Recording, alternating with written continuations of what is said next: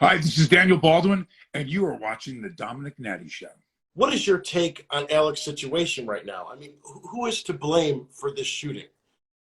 Well, it's when you hear that anything like this happens at someone's quote hand, um, you immediately assume. But you have to remember something: the number of protocols on a film when a weapon is being used are pretty vast. If it's done properly, it's set up so that this can never happen. So it's really, really apparent that Alec has no blame in this at all, because it would be the equivalent of my going up to the guy that makes the sandwiches and being mad at him because I didn't know my lines. You know what I mean? I mean, like, or that you're not ready to do your show right now, and I'm going to blame my dog.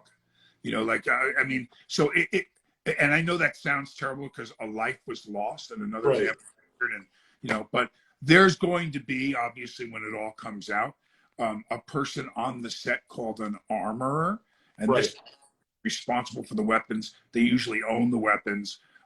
There's a few things that went on that are very stunning to me as someone who has fired more rounds in movies than all of my brothers combined.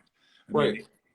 So I'm pretty proficient at all of it. Remember another thing too: the very big difference in this case is that a revolver was being used. So think about a revolver with the tumbler in it. You have to be able to see the front of that revolver, and it looks like the tip of a bullet is in it.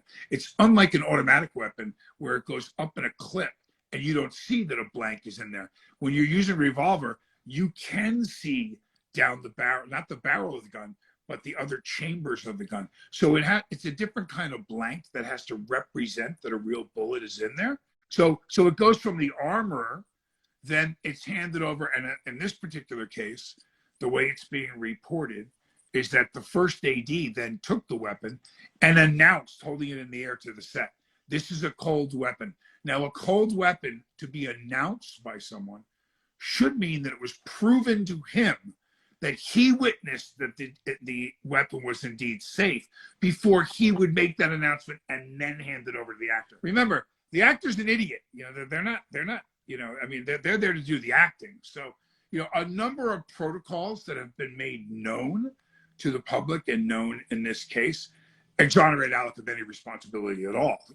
Again, now, if you were to ask, and this is in my opinion, Alec, he's crushed by this. I mean, he loved this woman. He loves what he does, and he feels terrible that this horrendous accident has occurred, but he bears no responsibility for it at all. This is why they set it up with these pros that handle this stuff, so this could never happen. Who does the responsibility lie with? Let's take this off a movie set. You hand me your weapon, and you show me the weapon. It's empty. You open the breech in an automatic weapon, and you show me, or you open up the tumbler and show me on a revolver that there are no bullets in it. Mm-hmm. So you've showed me that. You've handed me the weapon safe. Then you showed it to me safe. Then I announced to the people in my house, hey, I got the revolver. I got it from Dom. It's a safe, cold weapon. So it's gone through two protocols before anyone in the house. Now, if a bullet shows up in that gun, someone put it in there. Someone else, or it's left my care, kind of thing. So when he made the announcement, and this is my analysis of it, this is not any feeling or opinion. All of what I'm saying right now is what I think. Nothing to do with any of my brothers or anybody else. So what I'm telling you is he made that announcement to the set. When he made that announcement, in order to be able to make that announcement, you should have been witnessing an empty weapon handed to you, or gone over, or dry fired the weapon. Sometimes you'll take the thing and a revolver and squeeze it 6 times if it holds 6 rounds to make sure everything, and test it. I don't know what they did. I don't know what caused him to announce to a full movie set that there's a cold weapon on set, and he hands the gun to Alec. That announcement alone exonerates Alec of any wrongdoing or any responsibility, because it was his job before he made that announcement to be able to make that announcement, to have checked whether in fact that was true. So we've got 2 layers of protection before Alec that both of them seem to have screwed the pooch. You know why? Think about it. Because you were handed the gun. If you're handed the gun and you're the last one to touch the gun before you hand it to the actor, and you've got 100 people around you working, you want to make sure everyone's safe and everyone is comfortable. When you're talking about a film that's firing weapons, look, Brandon Lee wasn't hit with a real round. He was hit with a blanket and killed him. So these are dangerous things to be using. So that's why you don't even have live rounds in the armorer's facility. So right. That, you know, so there are things that went on that are just mind-boggling to me, that break every rule I was ever taught. The buck stops with the armor, right? The initial buck and all of the responsibility of the weapon fall on the armorer, in my opinion. Now, the second layer of that is that the first AD received the gun. So it's the same as this. If I walk up to you with an envelope, I don't even know you. We're on a New York City street. And I walk up to you with an envelope. Hey, you're Dom, right? You're Dom from that show. I love your show. And ready for this? I just go like this. And I stick the envelope out. Your reaction is going to be to take the envelope. If you take that envelope and a cop was on the corner and there's 10 grams of heroin in it, you're going to prison. You took the envelope. You took possession of the envelope. Right. All he sees is you taking an envelope, and he walks up and he goes, "What's in the envelope?" Guy just handed it. Who cares? You took the envelope. This guy took that weapon and went on to announce out loud to let everyone on the planet know that the weapon was safe and the weapon was cold. Why would you ever make that announcement if you can't verify that that's a fact? Now we've got somebody injured, and we've got someone who's gone. The mom of a young boy, and you know, and I mean, it's awful. But by the time it happens, it's an accident that, you know, as far as Alec is concerned, I don't see any responsibility on his part at all.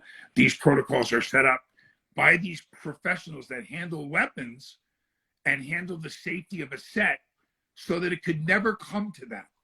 And so, you know, rules weren't followed for sure. So really the first AD is, and the armor are the ones that should be, you know, under the radar right now instead of Alec.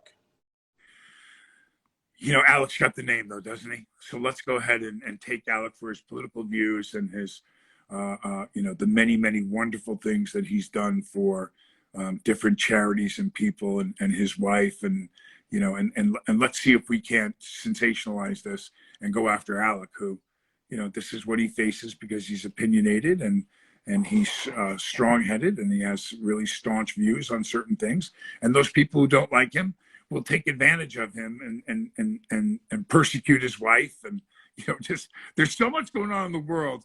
And and 6 months ago, we're talking about whether Ilaria speaks Spanish or not. You know, I mean, it's you know, he's the target. And so let him run with it, because 6 months from now, everyone's going to realize, because people are going to go to jail or they're going to be sued or whatever, and it won't be him.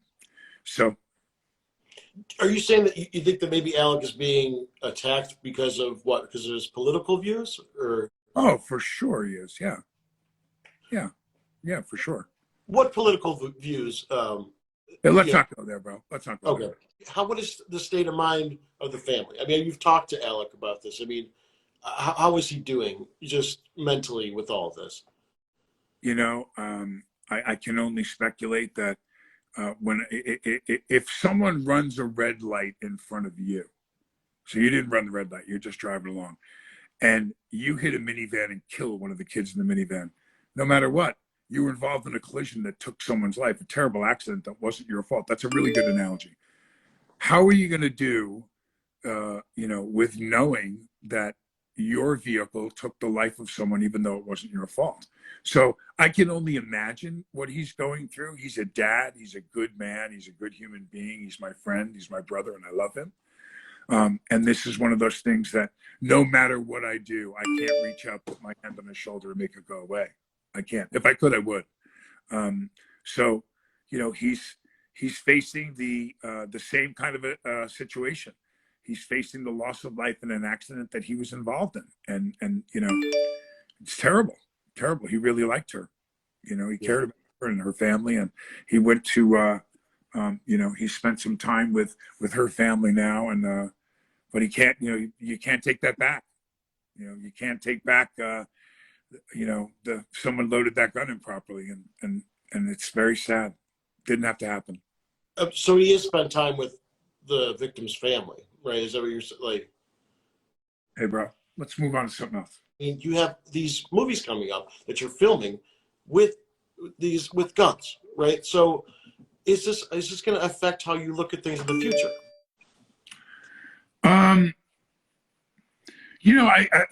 I think that for all of the film business, I think you're going to find on the other side of this now, what do we have to do we have to take every weapon every time and dry shoot every round in that? I mean, I don't know. I myself from this will, as a protective layer at the end, insist that the weapon's open and I see every round in the gun.